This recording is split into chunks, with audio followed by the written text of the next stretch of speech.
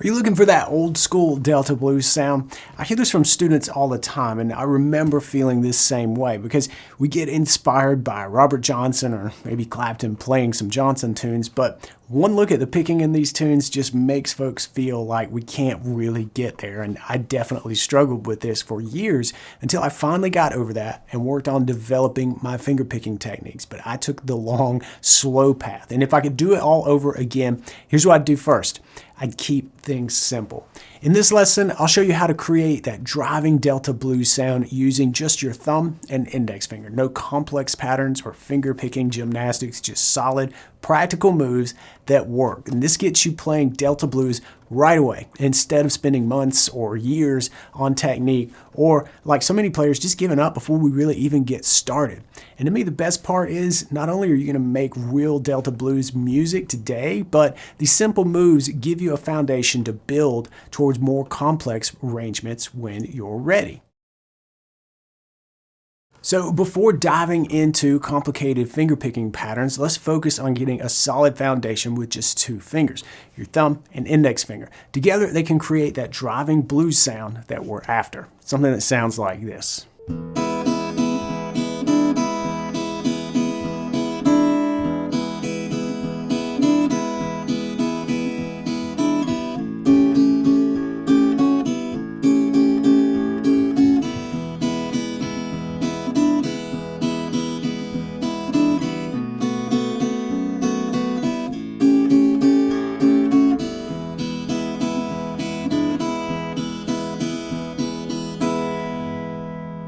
All right, that's the kind of groove that we can build with just a few basic chords and this stripped down finger picking technique. But let's break this down step by step. The chords that we're going to plug into this 12-bar progression are an E major, your open position E major chord. Then we're going to put the little finger down on the D note, 3rd fret, 2nd string for an E7. That happens in some moments, and we'll cover that when we break down the part.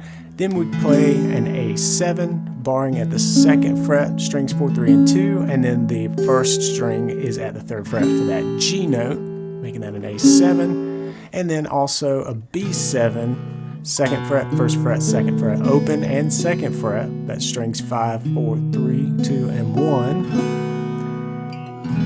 And now we can plug these into the progression, but the technique that we're going to use is pretty heavy on the index finger. We're just going to brush up a lot through the top 3 strings to get this big sound going.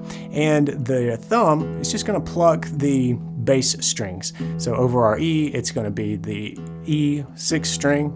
And then when we move into A, you'll see that it becomes the 5th string and it stays the 5th string for our B7, although we got a little bit of a trick in the B7. We'll save that for when it comes up. But the pattern that we're going to do is this.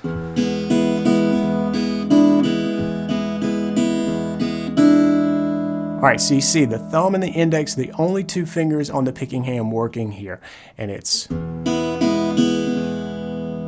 right, so 1 with the bass and then up 3 times. Then back to the bass, back to an upstroke, and then this is where we put down the little finger to make an E7, just to change this up a little bit melodically. And then off. So those 3 strums are off, on, and off with the D note. So when we put this together, we get. Let's do it again. And the second time, instead of that quick on and off, let's hold it. And just let it ring, let it breathe. This is a good thing to do, especially as we get ready to change into our A chord. But we're gonna do this strumming pattern through 4 measures of E. It'll sound like this.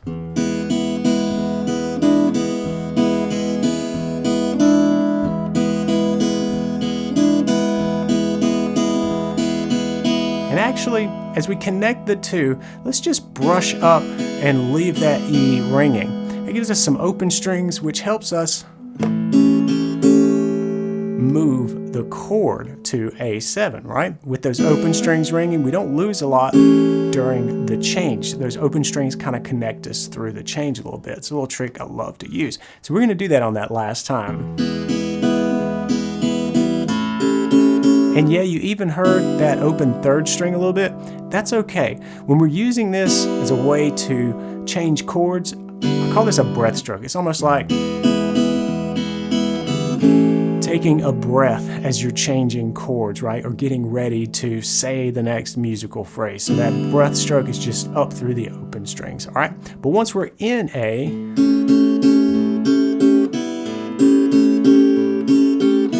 same strumming pattern. Notice it's the thumb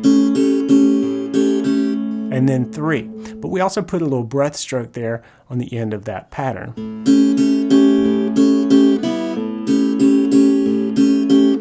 And there's a couple of other things that you can do here that sound really good over A7. If you've got a really good bar going, make sure you extend that bar to the first string, and then we can get some interplay between the G and the F sharp going here. And you might come up with this.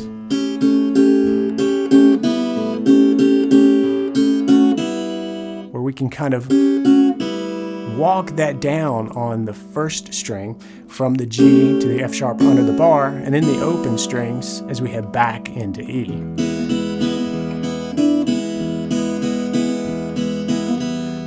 All right, we've done that before. Now we're in B7.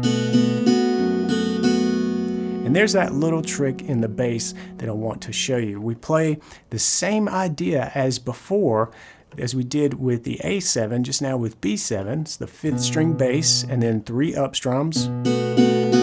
But here, I'm going to drop the bass. Watch my middle finger on my fretting hand. I'm going to drop it down to the F sharp. And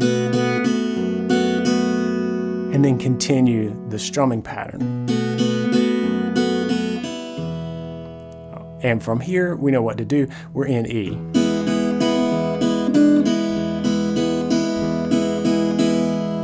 And we just strum out that final measure. All right, there it is. The basics that you need for that full driving sound from just 2 fingers. Now, let's add 3 moves that will help you fill out this sound a bit. All right, that basic groove that we've got going on now is solid. Let's take it further by adding 3 specific techniques that really help bring out the sound that we're going for. Let's take a look. Our thumb is going to do a lot more work in this example. Before, we were just playing the bass string and letting it ring out while we were doing our up strums. What we're going to do here is play every beat, so on the quarter note pulse. But we're not just going to play that same note. We're actually going to alternate the bass between the 6th string and the 4th string. At least that's the case with the E chord. We'll see how that changes as we move through the chord progression. But here we've got what we call a 6/4 alternating bass line. That's the 6th string, 4th string, 6th string, 4th string.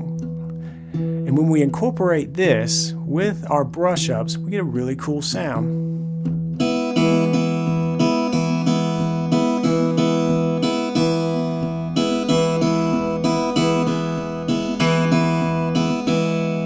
You can see how it's starting to become a bigger sound. We get some movement happening now in the lower register. And we do the same idea over A7, but we use the 5th string and the 4th string as our alternating bass line.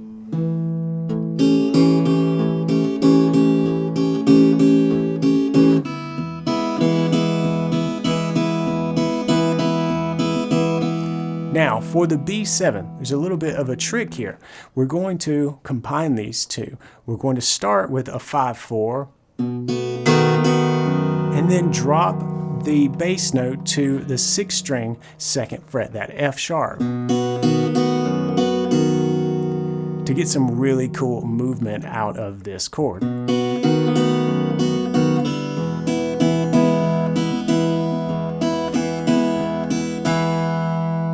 But we can take this and really add some punch by bringing on this next technique, and that is popping the strings. To do this, you'll get a little bit under the string and kind of push out with your thumb. This happens only on the bass notes here, so we're just pushing out with the thumb. And we get that snap from the string just slapping back quickly on the fretboard. So we want to do that while bringing on those brush ups.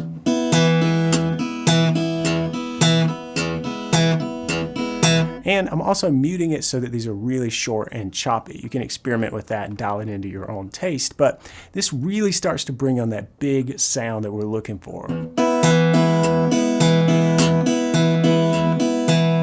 And over our E chord, this is a great thing to practice, by the way. Just loop it over this chord. But we already know that we can bring on that little finger to play the D note. Do a little on and off there. But what we can do to make this bluesy is take that note and bend it slightly sharp. It's called a blues bend, microtonal bend. You'll see it notated as a quarter step bend. The point is that it's slightly out of tune. We're not bending to the next pitch. We're just bending that slightly sharp.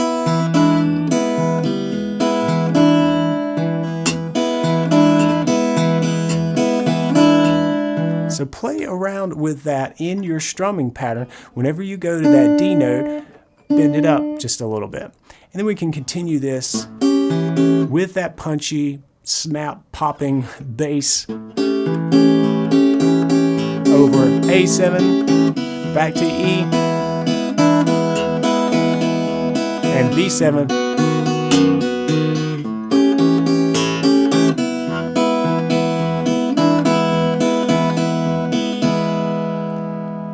The other thing we can do, when we get to that A7,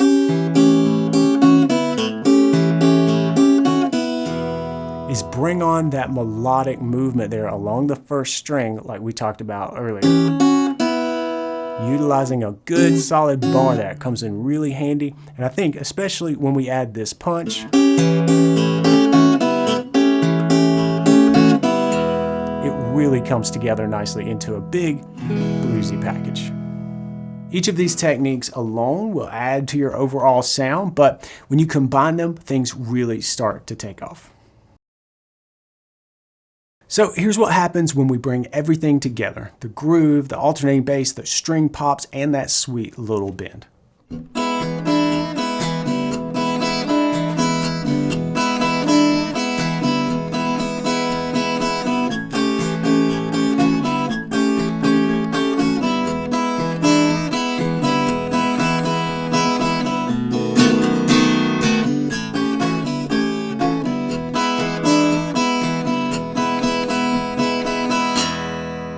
Pretty cool, right?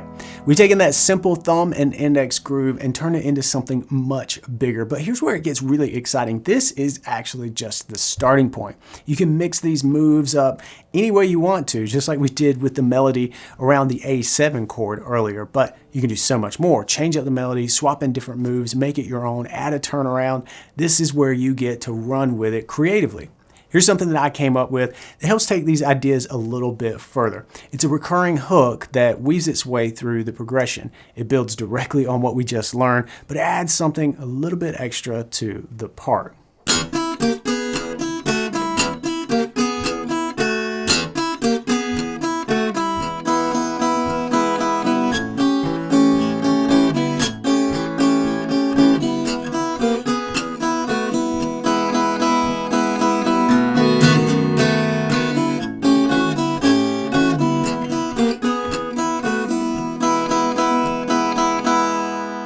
Earlier, I mentioned that these techniques help to create a big driving Delta blues sound, but sometimes you want to slow things down and say more with less. So click right here to watch this video next to learn how to do just that, using a few well-placed notes while keeping the picking nice and easy. I'll see you there. Until then, practice smart and play on.